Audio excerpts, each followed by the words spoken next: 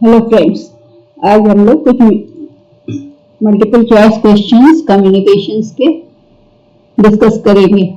ठीक है, करीब 35 क्वेश्चंस है, इसलिए वीडियो थोड़ा सा बड़ा होगा। हम लोग उसका ध्यान रखते हुए करेंगे, बहुत टाइम नहीं देंगे किसी एक क्वेश्चन को।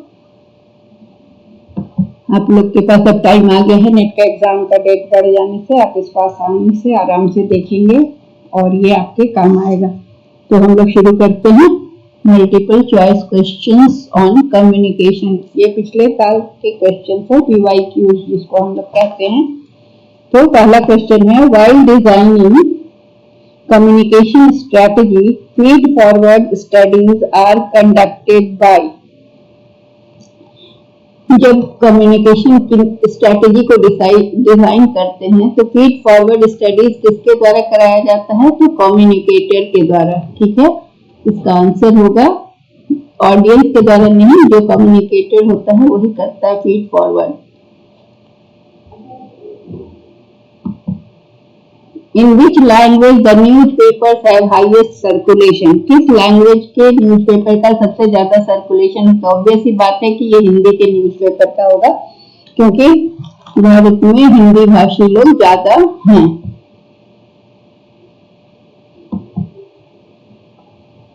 तो ये जो हमारा क्वेश्चन था कि कम्युनिकेटर, जो ये नहीं था कि फीड फॉरवर्ड कौन करता है, तो कम्युनिकेटर करता है। क्यों करता है फीड फॉरवर्ड कम्युनिकेटर? क्योंकि वो फ्यूचर ओरिएंटेड होता है ना, आगे की ओर देखता है, भविष्य की ओर, और वो पास्ट बिहेवियर जो हो गया उस पर कमेंट नहीं करता है, या उसके पास्ट बिहेवियर का रिजल्ट या कमेंट को वो अवॉइड करता है, इसलिए फीड फॉरवर्ड करता है, आगे की ओर ले जाता है। क्वेश्चन में हमारा क्या है, देख लेते हैं एक बार फिर से। ये है फीड फॉरवर्ड। फीड फॉरवर्ड मतलब पास्ट बिहेवियर में नहीं उलझकर आगे ले जाने के लिए कम्युनिकेटर का काम होता है। और दूसरा क्वेश्चन का हमने देखा कि हिंदी में सबसे ज्यादा बिकता है समाचार पत्र, या इसका सबसे ज्यादा सर्कुलेशन है। अगला क्वेश्चन है कि कम्युनिकेशन विथ वन सेल्फ, खुद से जो कोई कम्युनिकेट करता है उसको हम क्या कहते हैं? खुद से बात करने का। तो ऑर्गेनाइजेशनल कम्युनिकेशन नहीं होगा, ये ऑर्गेनाइजेशन का है। ग्रेप बॉइंग भी क्या है? इनफॉर्मल कम्युनिकेशन है, जो एक मुंह से निकलता है, एक बात जो पूरे ऑफिस में फैल जाती है, जिसको हम लोग र्यूमर या गॉसिप कहते हैं। इंटरपर्सनल होता है, एक दूसरे से अंतर व्यक्तिक बातचीत। और इंट्रापर्सनल जो है, जो कि खुद से आप बात करते हैं, उसे हम इंट्रापर्सनल कहते हैं। ठीक है, अपने आप से जब बात करते हैं। The term site stands for, यहाँ साइट का फुल फॉर्म बताना है। तो satellite Indian television experiment, satellite international television experiment, satellite instructional television experiment, या सैटेलाइट इंस्ट्रक्शनल टीचर्स एजुकेशन। क्योंकि यह टीचर एजुकेशन से जुड़ा हुआ है, इसलिए इसका साइट में इंस्ट्रक्शनल टेलीविजन एक्सपेरिमेंट ये है, टीचर्स से नहीं जुड़ा हुआ, सॉरी। ये सैटेलाइट इंस्ट्रक्शनल टेलीविजन एक्सपेरिमेंट इसका आंसर होगा। इसका फुल फॉर्म आपको याद रखना होगा, साइट से कई बार क्वेश्चन पूछे गए हैं। अगला है फोटो ब्लीडिंग। फोटो ब्लीडिंग क्या होता है? फोटो क्रॉपिंग, फोटो को हम क्रॉप करते हैं, छोटा करते हैं, या फोटो का प्लेसमेंट करते हैं, कहीं पर प्लेस करते हैं, फोटो को कट करते हैं, या फोटो कलर एडजस्टमेंट करते हैं। तो फोटो ब्लीडिंग का मतलब क्या होता है? फोटो ब्लीडिंग का मतलब होता है कि फोटो के कलर को जब हम एडजस्ट करते हैं तो उसे हम फोटो ब्लीडिंग कहते हैं। ठीक है, अगला है कि video conferencing can be classified as one of the following types of communication. किस टाइप का वीडियो कॉन्फ्रेंसिंग में क्या होता है? विजुअल वन वे, केवल एक तरफ से दिखता है, या ऑडियो विजुअल एक तरफा होता है, एक ही तरफ का लोग देख सकता है या बोल सकता है, या ऑडियो विजुअल टू वे होता है, या फिर विजुअल टू वे होता है। तो वीडियो कॉन्फ्रेंसिंग जो होता है वो दोनों तरफ से लोग देख सकता है। ठीक है, अगला क्वेश्चन है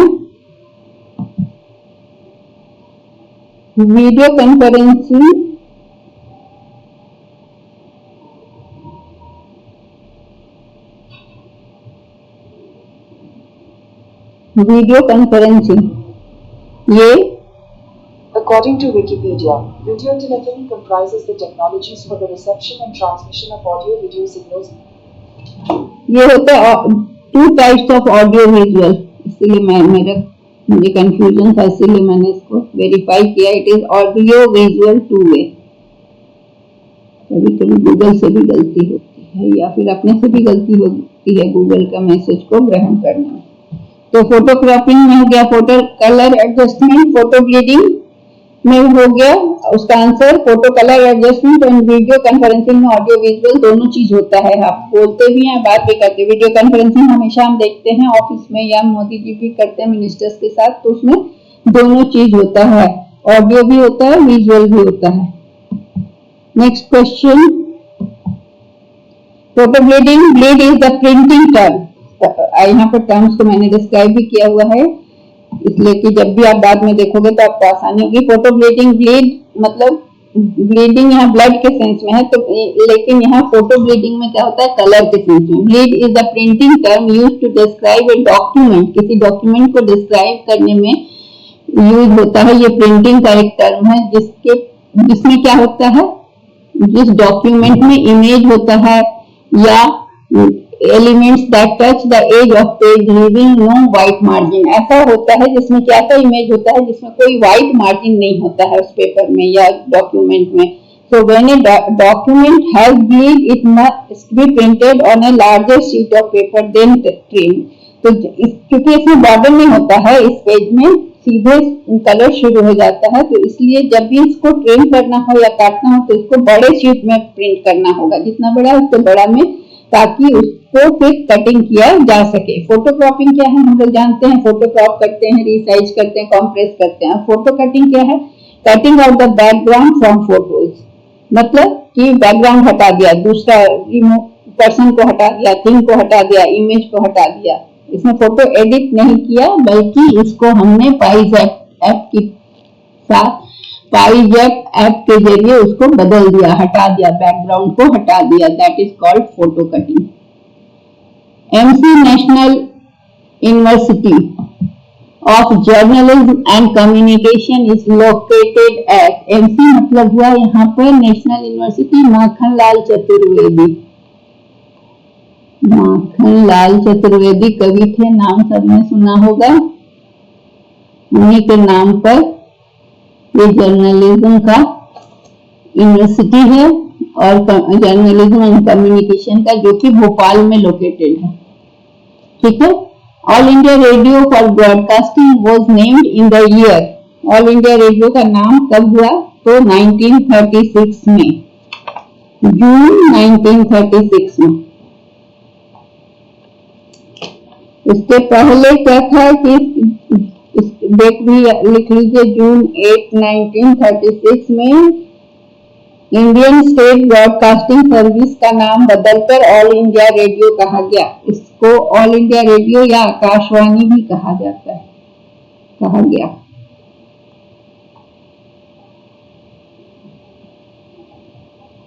ठीक है. नेक्स्ट क्वेश्चन,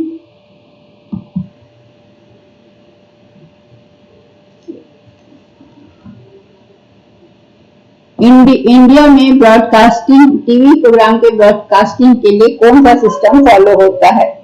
तो इंडिया में ब्रॉडकास्टिंग का PAL ये फॉर्मेट फॉलो होता है. PAL जो कि ये PAL जो है ना, ये यूरोपियन और एशियन कंट्रीज में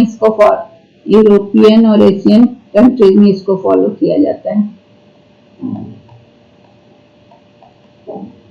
और ये जो है ना, कलर चेंज करके लिखिए. NTCS जो है ये नॉर्थ अमेरिका और साउथ अमेरिका में होता है.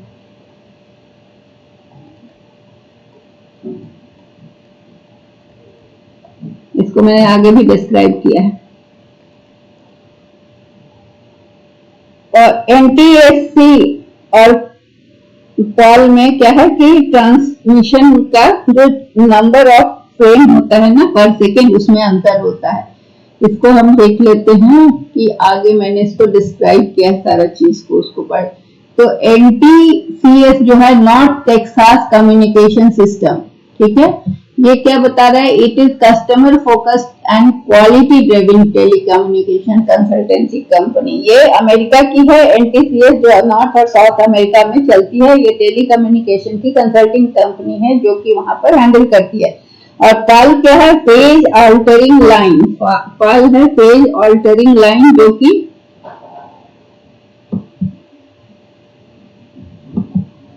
ये फेज ऑल्टरिंग लाइन PAL एक कलर एनकोडिंग सिस्टम है और टीवी एनालॉग के लिए, जो कि टेलीविजन ब्रॉडकास्ट सिस्टम में यूज होता है मोस्ट ऑफ द कंट्री। और ये इसमें टीवी टेक्नोलॉजी जो यूज होता है वो वीडियो को ट्रांसमिट करता है और ऑडियो को। ये टीवी इसमें क्या, ये यूरोपियन और एशियन कंट्रीज में इसी का यूज होता है। एनटीसी क्या है? National technical centre Europe. और सीकैम क्या है? ये कलर टीवी सिस्टम है जो कि फ्रांस में सबसे पहले यूज हुआ था। ठीक है, तो हमारे यहाँ क्या यूज होता है? PAL। So it is clear. तो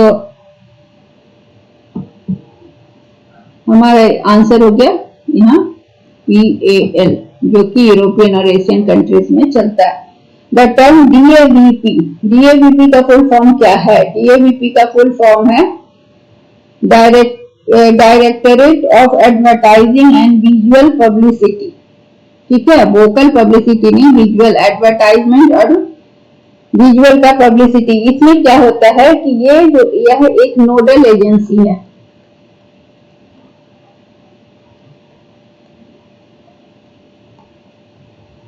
ये क्या करती है? जो कि मल्टीमीडिया, बहुत सारे मीडिया में जो एडवर्टाइजिंग होता है और पब्लिसिटी होता है गवर्नमेंट का, वो गवर्नमेंट के मल्टीमीडिया एजेंसी के रूप में काम करती है और उनके एडवर्टाइजमेंट के फंक्शन को कंट्रोल करती है। सेंट्रल गवर्नमेंट के लिए काम करती है ये नोडल एजेंसी, और जो एडवर्टाइजमेंट डिपार्टमेंट को देखती है, मिनिस्ट्रियल, जो बहुत सारे मिनिस्ट्रीज के जो एडवर्टाइजमेंट आते हैं उनको हैंडल करती है। अगला क्वेश्चन है, the term TRP is associated with TV shows stand for. TRP क्या होता है? Television rating points. ये आपने सुना होगा, अभी इस पर बहुत हंगामा भी हुआ था, बहुत कंट्रोवर्सी हुई थी कि TRP किसी का बढ़ा दिया गया, किसी का चैनल रोक दिया गया, इस तरह की चीजें हुई थी। तो ये क्या है? ये TRP एक पैरामीटर है जो कि टीवी का रेटिंग करता है। ये बताता है कि किस चैनल का, कौन सा चैनल बहुत ज्यादा देखा जा रहा है और किस चैनल का प्रोग्राम को बहुत ज्यादा देखा जा रहा है। तो इससे क्या होता है कि TRP को जानने के बाद जो एडवर्टाइजर्स होते हैं, जो विज्ञापन देने वाले होते हैं, वो चूज करते हैं कि इस चैनल को लोग ज्यादा देख रहे हैं तो इसमें एडवर्टाइजमेंट डालना अच्छा है। और इन्वेस्टर्स जो अपना पैसा लगाते हैं तरह तरह के इसमें बिजनेस में, तो वो भी इन्वेस्ट करते हैं जिसकी TRP ज्यादा होती है, जिसके यूजर्स ज्यादा होते हैं, जिसको देखने वाले ज्यादा होते हैं। फिर अगला क्वेश्चन है, the English word communication is derived from the word. तो ये इंग्लिश वर्ड कम्युनिकेशन जो है वो कम्युनिस्ट और कम्युनिकेयर वर्ड से लिया गया है। कम्युनिस्ट और कम्यून से नहीं, कम्युनिज्म एंड कम्युनलिज्म से नहीं, और कम्युनियन और कॉमन सेंस से नहीं, क्योंकि कॉमन अंडरस्टैंडिंग। ये क्या है कि कम्युनिकेशन क्या है? कम्युनिकेशन है प्रोसेस। किस चीज का प्रोसेस है? आपके आइडियाज का, आपके व्यूज का और आपकी फैक्ट्स और फीलिंग्स के इंटरचेंज का। आप एक दूसरे से जो एक्सचेंज करते हैं अपने व्यूज, आइडियाज को, उसको कम्युनिकेशन कहते हैं। तो अगला question, communication is a Latin word is noun which means share, common is derived with communis, and communicare is a verb which means to make something common। ठीक है, ये एक्सप्लेन कर दिया, लेकिन ये कम्युनिकेशन का मतलब होता है शेयर, व्यूज, हैबिट, ये सारी चीज को, आइडियाज को, फैक्ट्स को, फीलिंग को हम जब एक्सचेंज करते हैं तो वो कम्युनिकेशन होता है।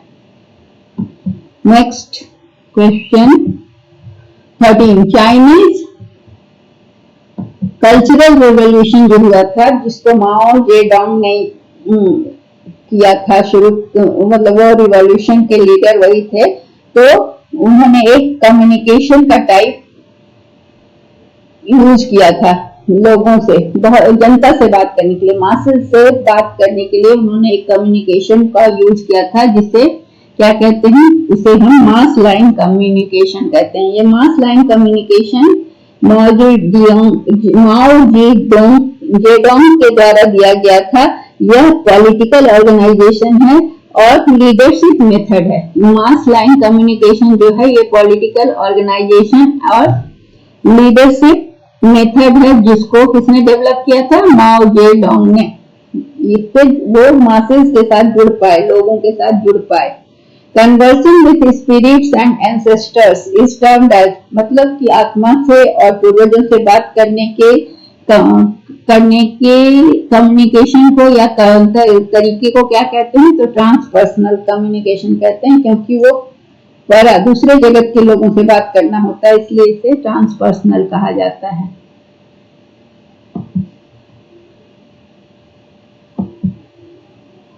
डायलॉग कम्युनिकेशन अलाउज पीपल, अच्छा उसमें बहुत सारे कम्युनिकेशन थे, जिसमें हमने ये देखा एक group communication, participatory communication and dialogue communication. Mass line तो हमने समझ लिया, जिसमें कि क्या है कि वो मेथड जो है, लीडरशिप मेथड, जो इनके द्वारा मास लाइन कम्युनिकेशन जो था एक पॉलिटिकल ऑर्गेनाइजेशनल लीडरशिप था, जो कि माओ जेडोंग ने डेवलप किया था। इसके द्वारा माओ ने क्या किया था कि चाइनीज गवर्नमेंट को डायरेक्ट किया था और कम्युनिस्ट पार्टी को डायरेक्ट किया था कि वो लोगों से आइडिया लेके आए और उसके बाद लोगों के आइडिया के आधार पर नीति निर्धारित करें, पॉलिसीज बनाएं जो कि लोगों के आम जनता के नीड को पूरा करे। इसलिए इसको ये भी कहा जाता है कि communication from masses to masses, communication from masses to masses. उन्होंने क्या, ये तो मास लाइन कम्युनिकेशन क्या है कि पब्लिक से आइडिया लेके और लोगों की, जनता से उनके नीड के बारे में जानो और उसको फुलफिल करने के लिए कौन सी नीति अपनाई जाए, ये भी पूछ के आने को बताया और उसके बाद उन्होंने उसके आधार पर नीति बनाई। तो इसे communication from masses to masses कहा जाता है। और डायलॉग कम्युनिकेशन क्या है, लोगों को दूसरे के व्यू पॉइंट को समझने में मदद करता है। तो हमारा आंसर तो ये है, लेकिन डायलॉग कम्युनिकेशन में कोई अपना व्यू पॉइंट देता है। और पार्टिसिपेटरी कम्युनिकेशन क्या है, जिसमें कि लोगों को इन्वॉल्व किया जाता है और डिसीजन मेकिंग किया जाता है। और ग्रुप कम्युनिकेशन क्या है, ग्रुप के मेंबर्स के साथ जब बातचीत की जाती है तो उसे ग्रुप कम्युनिकेशन कहते हैं। ट्रांसपर्सनल कम्युनिकेशन हमने देख लिया कि ये, इसको पहले यहाँ से हम, इसका आंसर था हमारा मास लाइन कम्युनिकेशन ना, तो इसको टिक कर दें। और इसका था ट्रांसपर्सनल, जो कि परा जगत के लोगों से बातचीत होती है, दूसरे जगत में जो पूर्वज जो इस दुनिया में नहीं है उनसे बात करने की जो विधि है उसे हम ट्रांसपर्सनल कम्युनिकेशन कहते हैं। अब अगला क्वेश्चन है कि the largest circulated daily newspaper among the following is times of India. The times of India सबसे ज्यादा दिखती है, ठीक है। उसके बाद the Pioneer of silent feature film was Dada Saheb Phalke, इनके नाम पर अवार्ड भी दिया जाता है, ठीक है।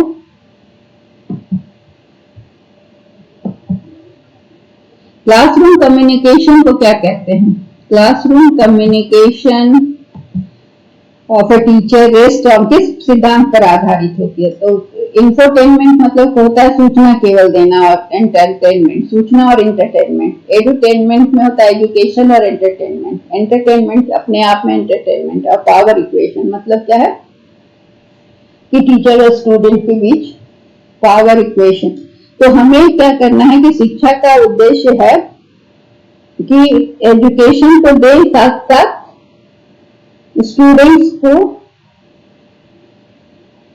शिक्षा के साथ साथ स्टूडेंट्स को इंटरटेनमेंट भी मिले। तो इसके लिए उसे एडुटेनमेंट कहा गया, ठीक है। एडुटेनमेंट, तो इसका आंसर होगा एडुटेनमेंट। इंफॉर्मेशन केवल देना नहीं होता है, ठीक है। और पावर इक्वेशन में क्या है कि पावर इक्वेशन टीचर का पावर को भी बताता है। एंटरटेनमेंट, मनोरंजन, communication via new media such as computer, teleshopping, internet, mobile, telephony. इस टर्म जब आप कम्युनिकेशन करते हैं नए मीडिया से, जैसे टेली शॉपिंग करते हैं तो आपका कम्युनिकेशन होता है ना, आप बात करते हैं, व्हाट्सएप करते हो कि मुझे ये चाहिए, व्हाट्सएप पर भी वो एंटरटेन करते हैं, फिर उन अपने साइट पे भी एंटरटेन करते हैं, फिर मोबाइल, टेलीफोनी, ये सब को हम क्या कहते हैं? तो इसे हम entertainment, interactive communication, development communication और कम्युनिकेशन क्या कहते हैं? तो इसे हम डेवलपमेंट कम्युनिकेशन कहते हैं।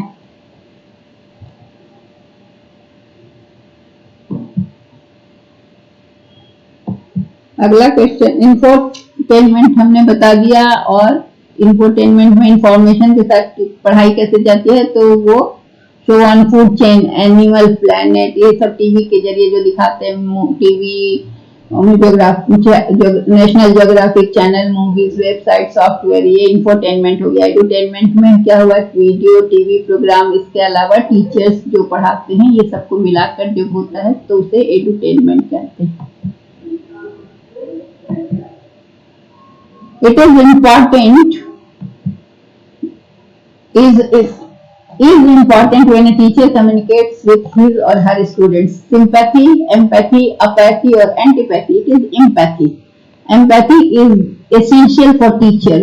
Every teacher should be empathetic towards his students. What does it mean? Empathy का मतलब हुआ कि कोई भी स्टूडेंट को आप अपने बच्चे की तरह जब ट्रीट करोगे, एम्पैथी मतलब खुद उसको आप कुछ अगर सजा देते हो, उसके पहले आप सोचो कि आपके बच्चे को अगर इस तरह की सजा मिले तो क्या कैसा लगेगा, तो दैट इज कॉल्ड एम्पैथी। जब आप उसको उसके सिचुएशन में खुद को ले जाकर जब आप सोचते हैं तो दैट इज योर, और तब फिर आप कुछ एक्शन लेते हैं तो your action will be empathetic, मतलब आप एम्पैथी यूज कर रहे हो। Telephone is an example of linear communication. Linear communication क्या है? टेलीफोन, लैंडलाइन टेलीफोन जो होता है, आप यहाँ से बात कर रहे हो एक आदमी और सीधे लाइन जा रहा है जिससे आप बात कर रहे हो, तो इसे हम लीनियर कम्युनिकेशन कहते हैं।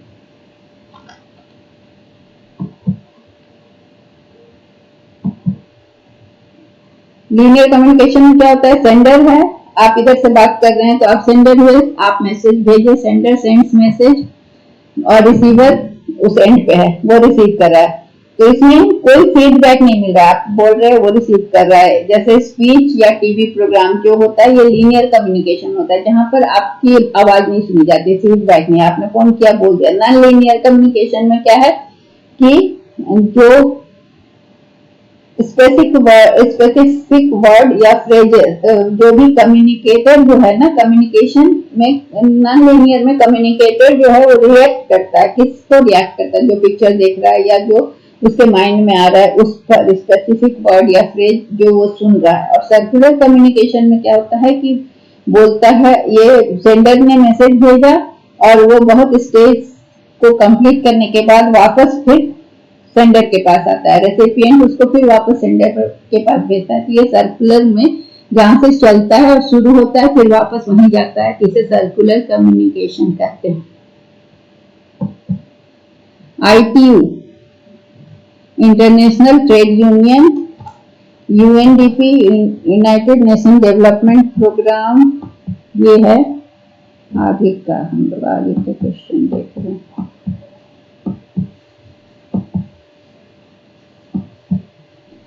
Means of grapevine communication are. Grapevine communication क्या होता है?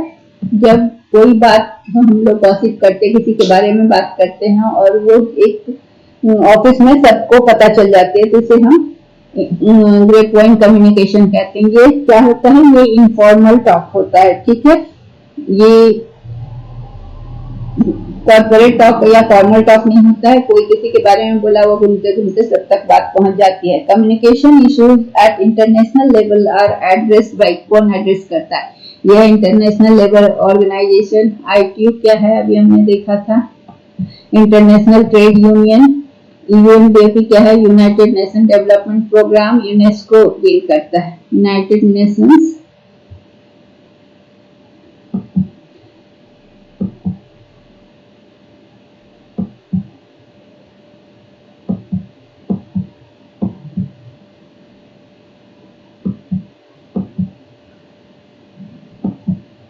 यूनेस्को क्या देखिए, ITU International Trade Union, United Nation Development Programme और यूनेस्को हम लोग सब जानते हैं यूनाइटेड नेशन से Educational and Scientific and Cultural Organisation, वो ये सारी चीजों को देखता है। अब अगला क्वेश्चन है, referential framing used by TV audience connects media with. Referential क्या होता है? रेफरेंशियल फ्रेमिंग जो होता है वो एक सेट ऑफ बनाता है, वो एक सेट है जो कि ये कोऑर्डिनेट करता है कि किस वेलोसिटी का ऑब्जेक्ट किसी फ्रेम में वो पोजीशन में, मतलब उसका पोजीशन को और वेलोसिटी को, किसी भी ऑब्जेक्ट के किसी फ्रेम में फिट होने का वेलोसिटी क्या होगा और उसका पोजीशन क्या होगा, इसको डिटरमाइन करता है, तो उसे हम रेफरेंशियल फ्रेमिंग कहते हैं। तो ये मीडिया को किससे ऐड करता है? रियलिटी के साथ ऐड करके, और उसे एक फ्रेम या फ्रेम में किस फ्रेम में आएगा उसको डिटरमाइन करता है, उसका पोजीशन को डिटरमाइन करता है, उसे रेफरेंशियल फ्रेमिंग कहते हैं। तो वो टीवी ऑडियंस के लिए बनाया जाता है। The communicated knowledge in a classroom is associated with, considered with, it is non-pervasive treasure, limited judgment, autonomous virtue, cultural capital। तो इसका आंसर तो होगा cultural capital. Non pervasive treasure होता है रेयर ट्रेजर, और कल्चरल कैपिटल क्या होता है? Mastery of subjects which is person means of communication. ठीक है, तो इसको हम लोग समझते हैं, ये होगा नॉन परवेसिव ट्रेजर, ये रियल होता है, और लिमिटेड जजमेंट हो गया ऑटोनॉमस वर्च्यू। कल्चरल कैपिटल इसका आंसर होगा, ये क्या होता है हम इसको समझते हैं सिंपल वे में।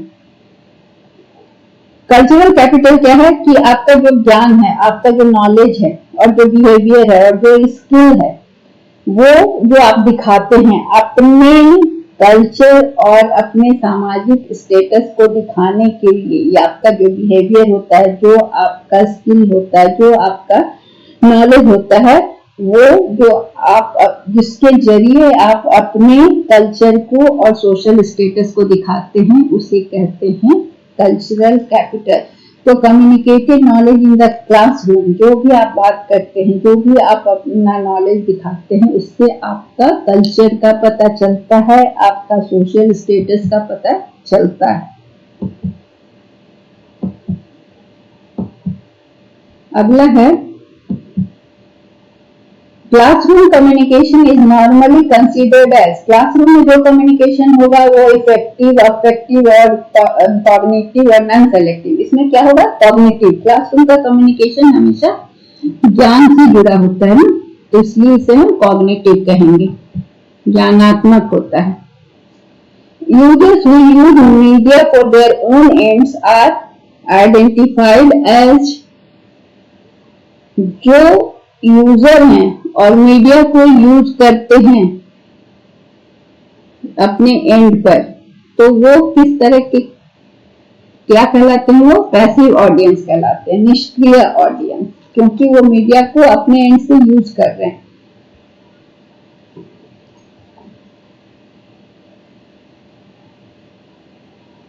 Users who use media, users who use media for their own ends are identified as passive audience.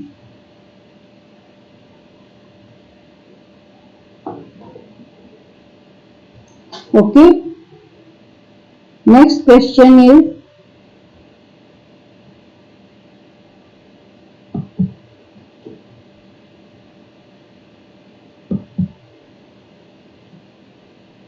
affective communication expression of feeling about things and people, positive, negative या नेचुरल हो सकता है। ठीक है, effective communication, affective मतलब होता है कि अफेक्ट करने वाला, जो कि पॉजिटिव, नेगेटिव कुछ भी हो सकता है। इफेक्टिव कम्युनिकेशन हमने देखा ना अभी, नॉन सेलेक्टिव और कॉग्निटिव, तो हमारा आंसर कॉग्निटिव आया, लेकिन इन तीनों को भी हम समझ लें। अफेक्टिव कम्युनिकेशन हो गया कि किसी लोग के बारे में या वस्तु के बारे में सोचना, तो वो सोचना पॉजिटिव, नेगेटिव या न्यूट्रल हो सकता है। इफेक्टिव कम्युनिकेशन क्या है कि जब कोई व्यक्ति जिससे आप बात कर रहे हैं और वो आपकी बात को ध्यान से सुन रहा है, तो उसे हम इफेक्टिव कहेंगे। और नॉन सेलेक्टिव मतलब कि ये not involving selection of most, मतलब बिना सेलेक्ट किए कोई भी चुना और सुन, कोई जब बिना चुने बिना ध्यान दिए जब हम कोई चीज चुनते हैं या करते हैं तो उसे नॉन सेलेक्टिव करते हैं। अगला क्वेश्चन है classroom communication can be described as exploration, institutionalisation, unsignified narration और डिस्कोर्स। तो क्लासरूम का जो कम्युनिकेशन होता है उसमें क्या होता है, कम्युनिकेशन में जब होता है तो institutionalisation is the action of establishing something as the norm of organisation. तो क्लासरूम कम्युनिकेशन में हम कुछ भी ऐसा नहीं करते हैं जिसको कि हम इस्टेब्लिश करना चाहते हैं एज ए नॉर्म, ठीक है। एक्सप्लोरेशन में खोजना होता है। अनसिग्निफाइड नरेशन का मतलब होता है कि कोई भी बातचीत जिसका कोई सिग्निफिकेंस ना हो। और डिस्कोर्स क्या है कि किसी सब्जेक्ट पर लॉन्ग डिस्कशन होना। तो क्लासरूम कम्युनिकेशन में डिस्कोर्स हो सकता है क्योंकि किसी भी चीज पर लंबा डिस्कशन हो सकता है, तो इसका आंसर होगा डिस्कोर्स।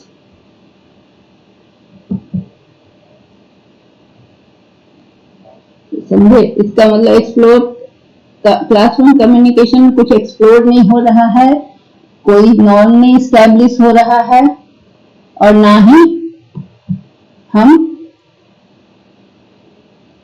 बेवजह की बातें कर रहे हैं। क्या कर रहे हैं, लॉन्ग डिस्कशन किसी सब्जेक्ट पर होता है तो इसे हम डिस्कोर्स कह रहे हैं। In communication myths have power, but are myths का पावर होता है बातचीत करने में, कम्युनिकेशन संचार में मिथ का पावर होता है, लेकिन ये पावर क्या होता है, इम्प्रेसाइज होता है। मतलब इम्प्रेसाइज, प्रेसाइज मतलब होता है सिग्निफिकेंट, इम्प्रेसाइज मतलब कि वो, प्रेसाइज मतलब होता है एकदम टू द पॉइंट और इम्प्रेसाइज टू द पॉइंट नहीं होता है। इसलिए ये इसका आंसर होगा कि मिथ का जो है वो स्पेसिफिक नहीं होता है, इनसिग्निफिकेंट नहीं होगा, स्पेसिफिक नहीं होता है।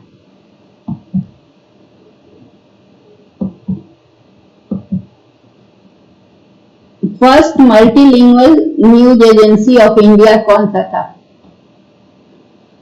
मल्टीलिंगुअल न्यूज एजेंसी भारत का सबसे पहला था हिंदुस्तान समाचार, जो कि कई भाषाओं में न्यूज़पेपर निकालता था। Organisation communication can also be equated with, organisation का जो कम्युनिकेशन होता है, जो बातचीत होती है किसी ऑर्गेनाइजेशन में, उसे हम इंट्रापर्सनल नहीं कह सकते, इंटरपर्सनल भी नहीं कह सकते, अंतर्व्यक्तिक नहीं होता है।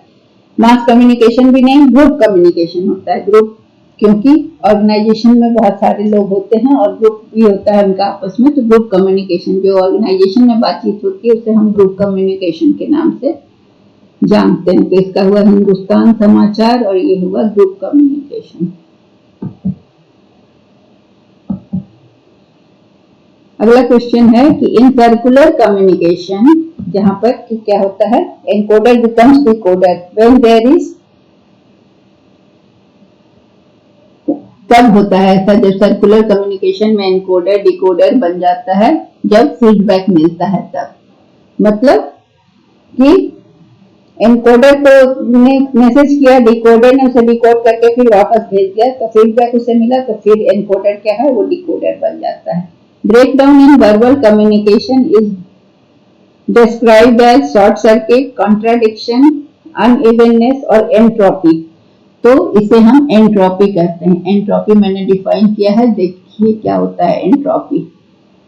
कि वर्बल कम्युनिकेशन में जब ब्रेकडाउन होता है तो ये क्या है कि स्टैटिस्टिकल प्रॉपर्टी जो है मैसेज सोर्स का, तो एंट्रोपी क्या है, रैंडम वेरिएबल, जो कि जिससे entropy of a random variable is an average level of information.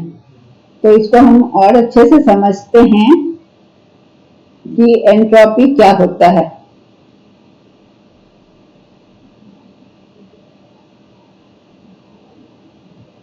ये किसी प्रणाली में जो व्यवस्था मैंने किसी व्यवस्था में जो कमी होती है ना उसे हम एंट्रोपी कहते हैं, एंट्रोपी के नाम से जानते हैं।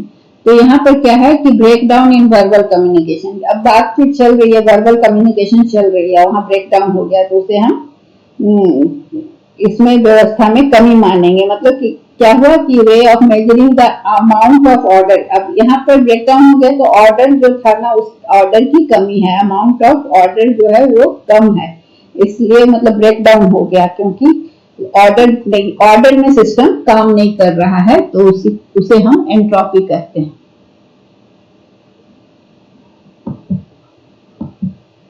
Media is known as fourth state, ये तो हम लोग सब जानते हैं।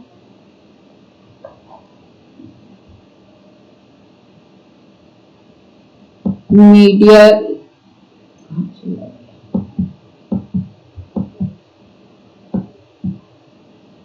हाँ, तो मीडिया को हम लोग फोर्थ स्टेट के नाम से जानते हैं। अब अगला क्वेश्चन है, mode of communication that involve single source transmitting information to a large number of receiver simultaneously is called. कोई सिंगल सोर्स है जो कि मतलब वो बहुत बड़ा ग्रुप को या बहुत large number of receivers receive कर रहे हैं और कम्युनिकेशन का मोड का सिंगल सोर्स है, तो उसे हम क्या कहेंगे, मास कम्युनिकेशन, क्योंकि वो बहुत सारे लोगों को एक साथ ये कर रहा है, कवर कर रहा है, तो मास कम्युनिकेशन इसे कहते हैं। जो कि सिंगल सोर्स है transmitting information to a large number of receiver simultaneously, जैसे प्रधानमंत्री का संदेश आता है तो वो एक सिंगल मोड ऑफ कम्युनिकेशन है और जो पूरे भारत को की जनता को कवर करता है, so that is known as mass media, mass communication. And the last question is,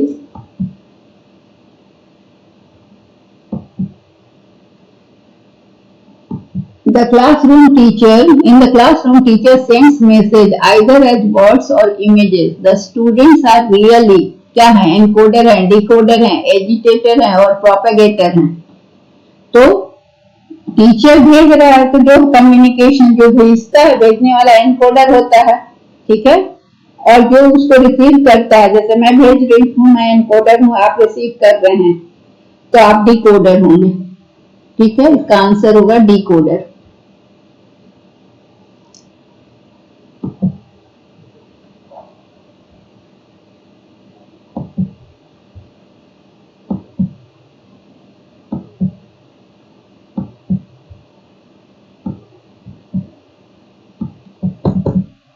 So that's all for today. I think it will help you. अभी बहुत टाइम है आप लोग के पास, इसलिए आप आराम से इसको देख सकते हैं और इसको प्रैक्टिस कर सकते हैं। So thank you very